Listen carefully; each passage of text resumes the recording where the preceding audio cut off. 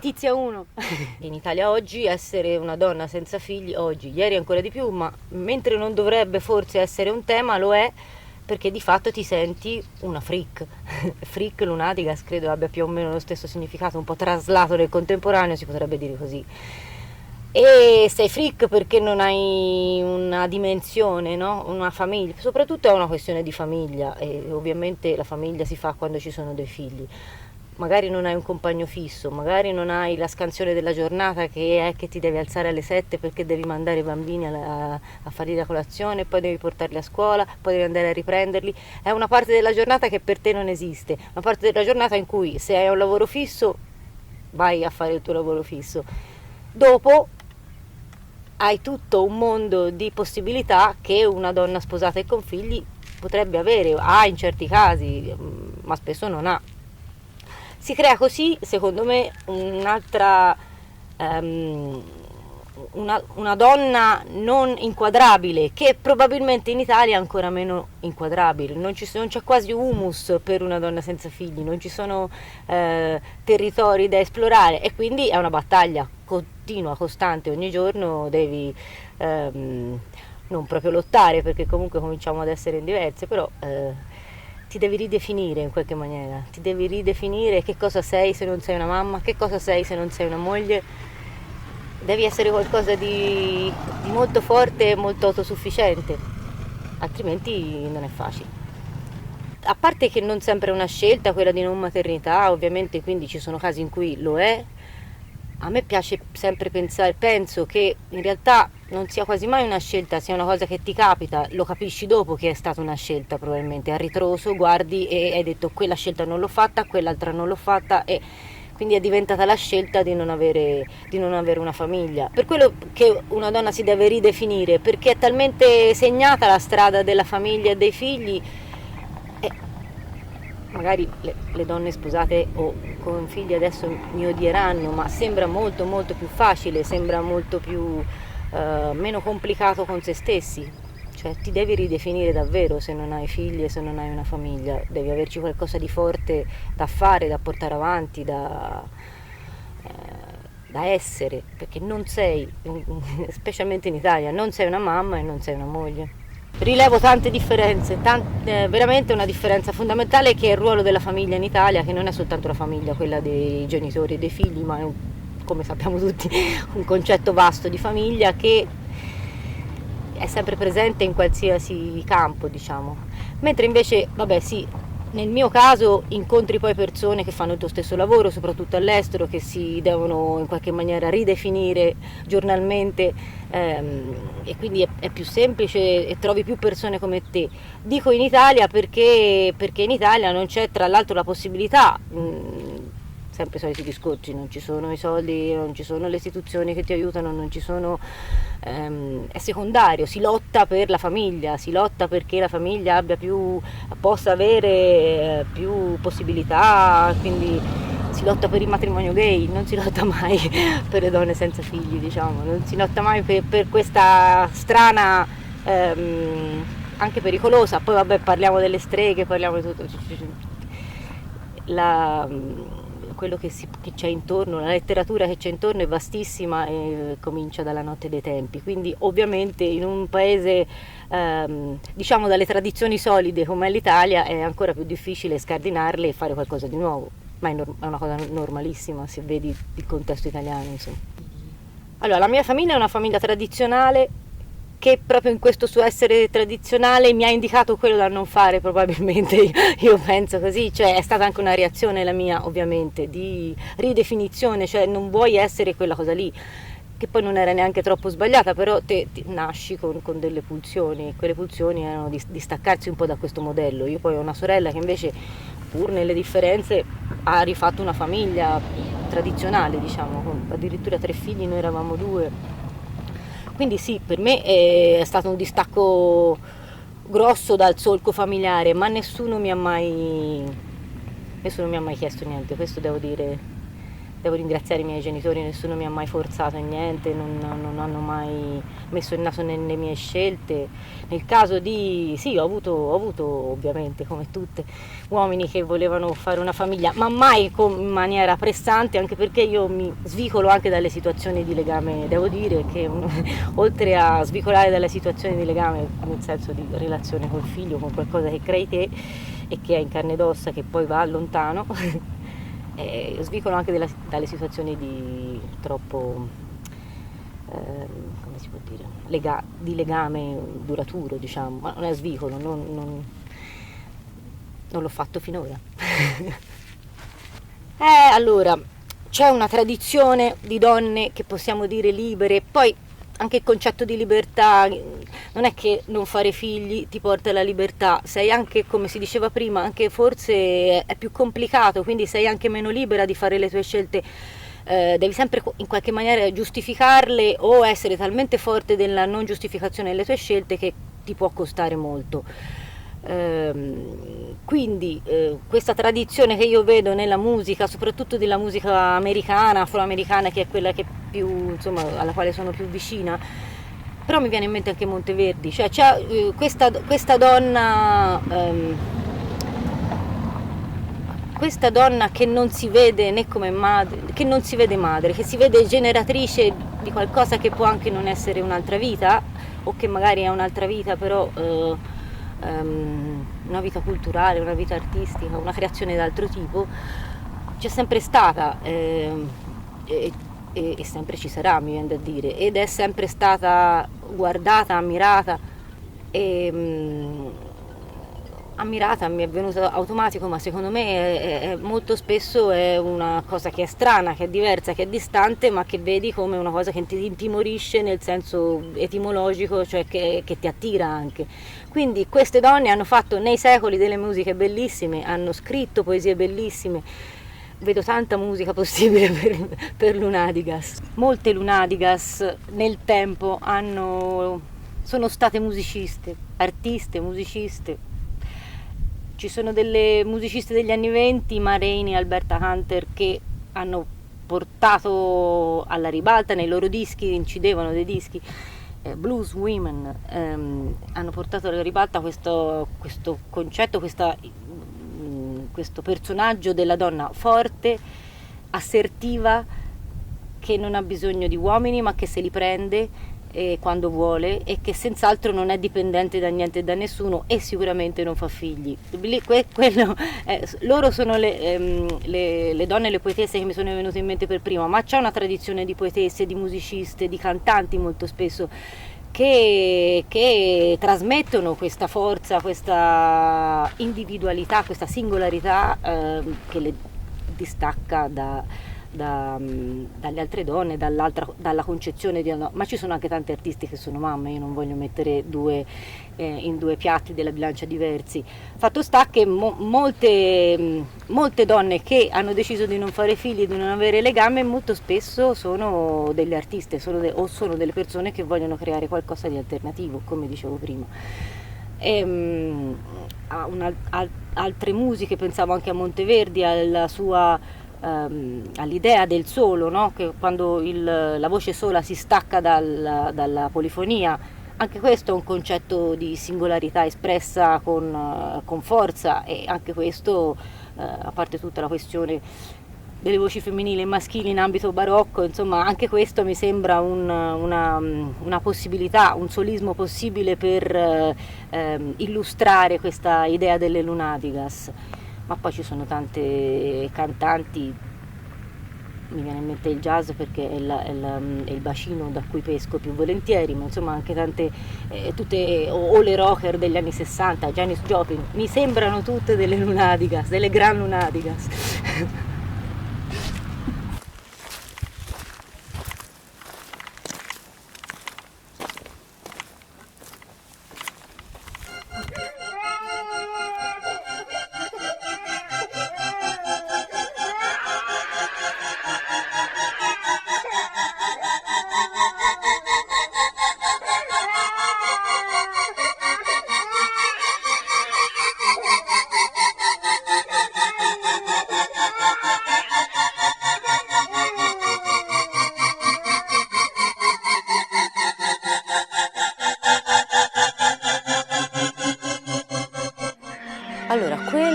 è uno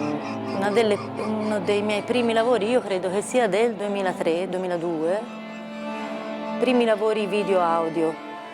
in cui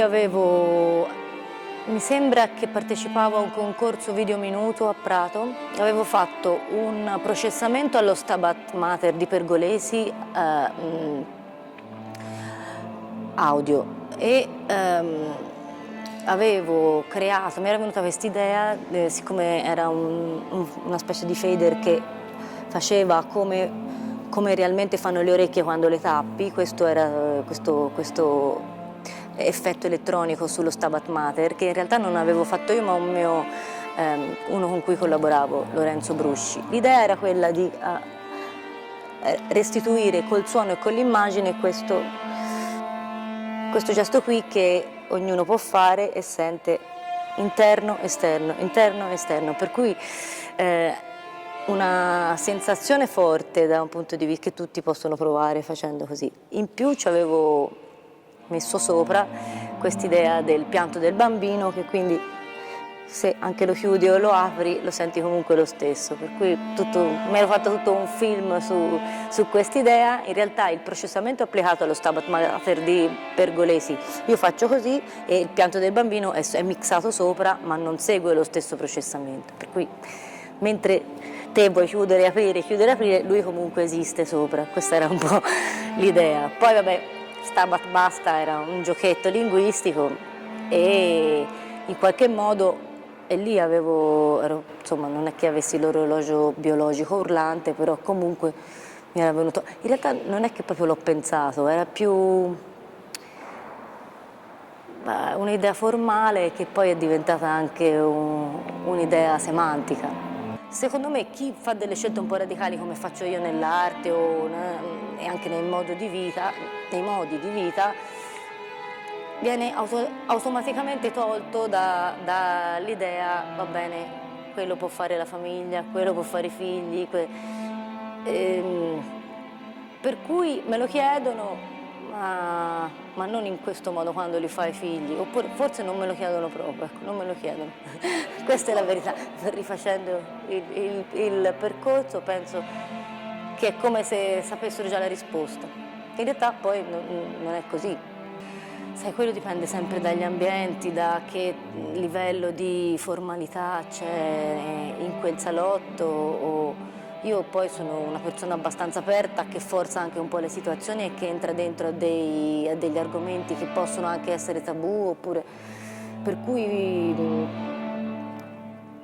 sento il tabù in certi ambienti, sì,